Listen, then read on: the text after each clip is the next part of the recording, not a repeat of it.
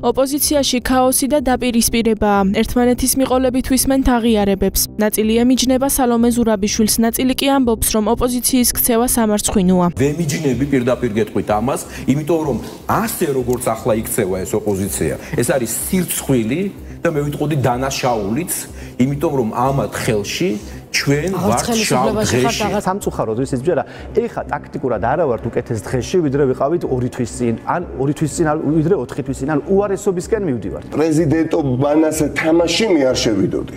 გულწრფელად გონდა ამას არ ვაკნინე. ეხლა ის ხდება. სახიფათო არა, არ შეიძლება მე თქვენ დამარხვათ იმპერატორი, არ შეიძლება მე თქვენ დამარხვათ ის რაც არ ვარ. როგორც რეიტინგულად, როგორც დობის თვალსაზრისით, ასევე რეალურად პოტენციურად რადიკალურ ოპოზიციას საქართველოში არანაირი პერსპექტივა არ აქვს.